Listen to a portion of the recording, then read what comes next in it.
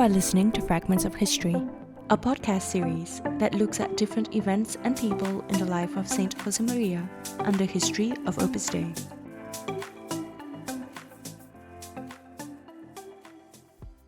Based on the surprising story of Irene Kalpas, Pablo Pérez, professor of contemporary history at the University of Navarra, explained how the story of Opus Dei can be told through each of the people who have found their way to God through this institution of the Catholic Church.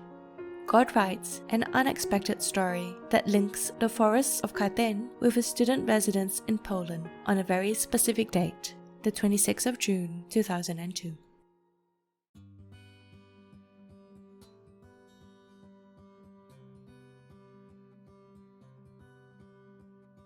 When talking about history, I like to remember something that those of us who are engaged in this enjoyable task always have to bear in mind. First, that historical narrative is always a matter of perspective. And secondly, something that perhaps not all historians agree on, but which is a conviction that is increasingly ingrained in me, is that we know history better when we know its protagonists. History, in fact, in my opinion, is the memory of how freedom was used by those who preceded us in time. And the better we know how they chose to do it and what they chose to do, the better we know what that history is.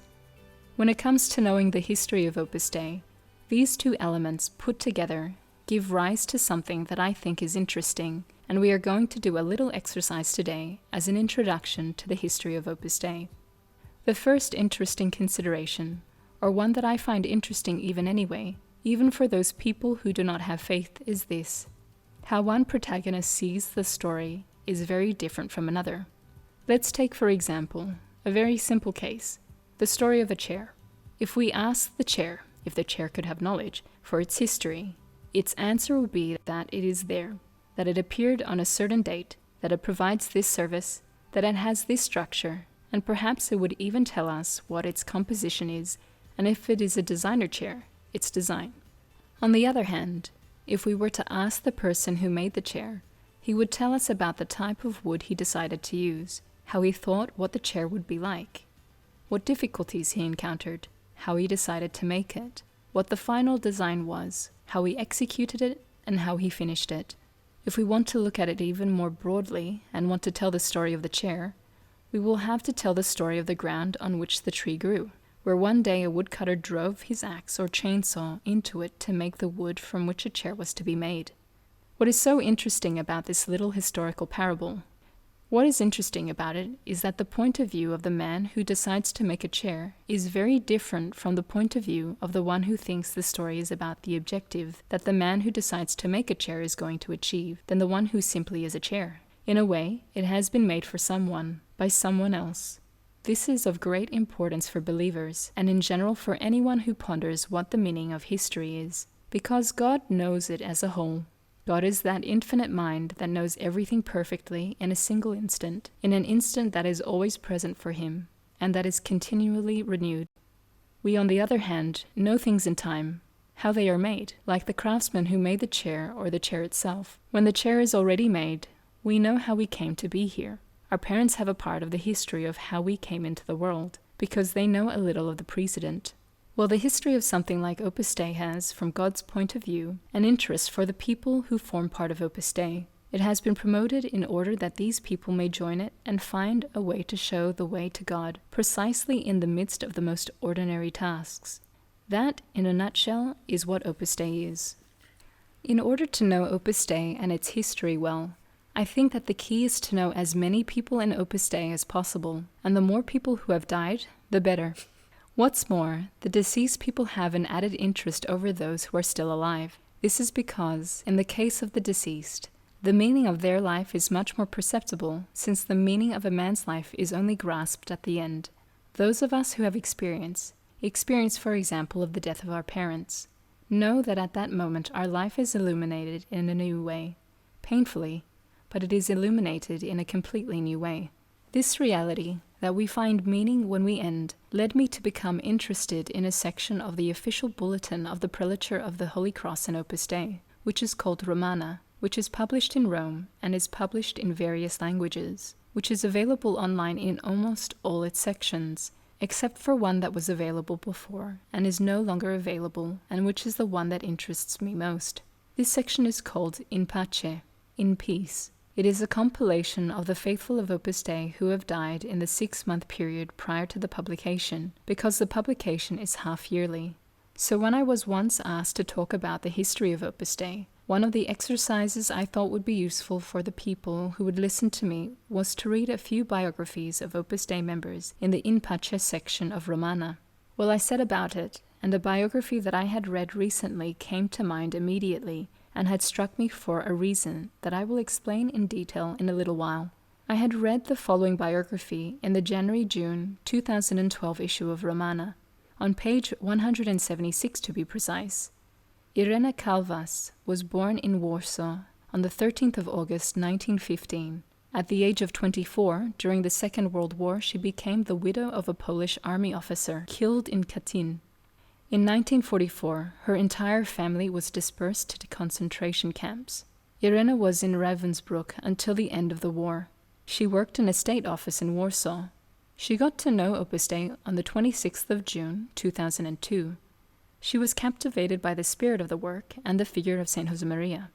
She became a member of the Prelature in 2003 when she was 88 years old, and from then on she gave an apostolic dimension to her whole life. She interacted with a large number of people, especially young people who came to her for advice. She was faithful to this apostolate until the last months of her life, with a self-sacrificing dedication that went beyond her state of health or difficulties due to fatigue, pain, and the limitations of age. She prayed to God to be able to persevere to the end. She died in Warsaw on the 23rd of March, 2012.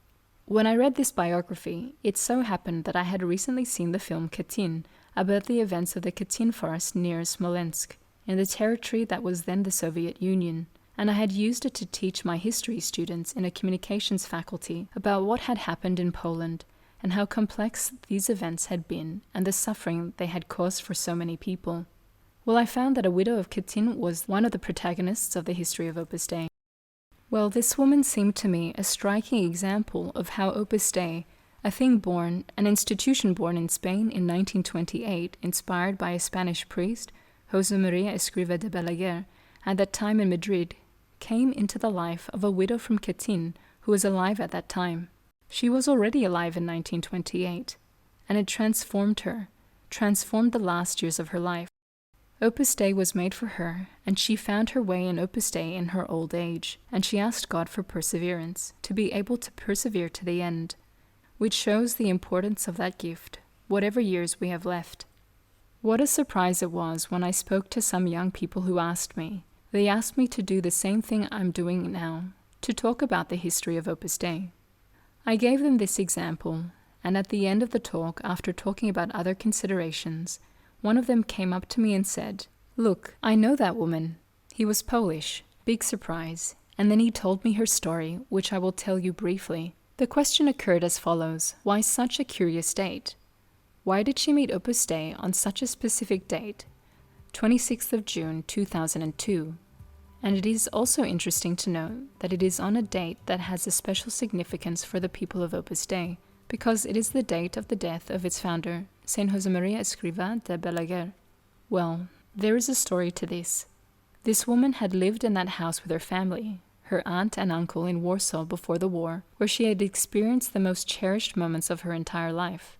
There she had experienced all the emotions of her youth, and there she had to mourn the loss of her husband. The events of Katyn are terrible events. If you do not know about them, I recommend that you go through them, perhaps in a history book. They were hidden for many years because the graves were discovered when the Germans had occupied the Soviet zone in the attack against the USSR, and when those large mass graves appeared, containing more than 20,000 corpses. It is estimated that the Soviets shot the back of the head of some 23,000 people, priests, intellectuals, and above all army officers, between 13,000 and 16,000 army officers. Well, when the Germans discovered them, the Soviets said that it was actually the Germans who had killed them, and that it was a fascist lie, which meant that it was the fault of the communists, the Russians, who at that time were enduring the repression. As the Nazis were not very trustworthy either, people were perplexed by the facts. In order not to antagonize Stalin, the Allies, in particular the British, let it pass, and to the infamy of being murderers, they added the line that their own murderers had erected a monument to them. Well, Irena Kalpas had lived through this suffering, and she had lived through suffering, and her house had been practically destroyed in the Warsaw Uprising of 1944, which we do not have time to recount in detail here either, and she had not been able to inherit the house that was hers because of legal difficulties. She was too sad to see it again that she generally avoided it when she walked around Warsaw, even when she was a state official returning from the concentration camps in communist Poland. But she went to the optician quite often. But as she grew older, and her optician moved, it so happened that the optician's new house was on the same street where she had lived with her uncles and aunts, in Filtrova Street, under Filtrova Street number 27. She never went near the house. She took the tram and left. She didn't even want to see it because of all the feelings and emotions that arose whenever she saw it. Until one day, without being able to explain how, when she was interviewed about it, she said that for her it was a miracle. Without being able to know how, she decided not to take the tram, to walk a little further along the street, to go towards Filtrova 27, and when she got there, to look if there were roses in the garden, and surprisingly for her, to open the door, the garden gate, to go in and start climbing the stairs, without knowing who lived there, and finally to ring the doorbell. A nice young man opened the door and asked her if she was looking for anything, or if he could help her with anything. And she said, "I wanted to know if the garden still has roses growing in it." "Well, if you'd like to come in," he said. She was a little perplexed as to what she had done by entering someone else's house without saying anything, and she saw that the house was very much changed. As I said, the house had been destroyed during the uprising of 1944, but at that moment she asked about the room that held the greatest concentration of her memories, the dining room. She had seen that there was a library, that there was a portrait of John Paul II on a table, that gave her confidence. And when the boy explained to her, and that there was the dining room, she answered, "Yes, I have lived here. There was the dining room. Would you like to come in?" said the man who had welcomed her. She opened the door, and found that there was a small chapel, an oratory. The one who invited her in, seeing her emotion, let her pray for a few moments. And after a while she got up and said, "Could you explain to me what this is?" She was completely perplexed.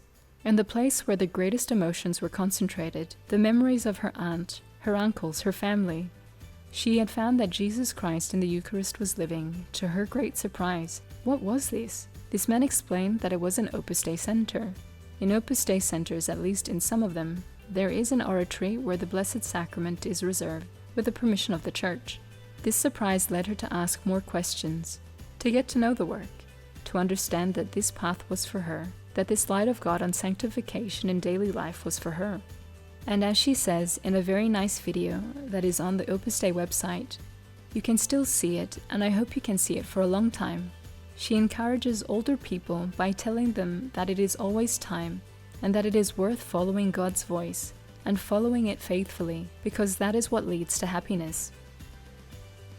Well, this is the little story of Irena Kalpas, with many more things that could be told, and that is Opus Dei, in short, the life of each of the people who are part of it, because God somehow shows them that this is what He expects of them in this world.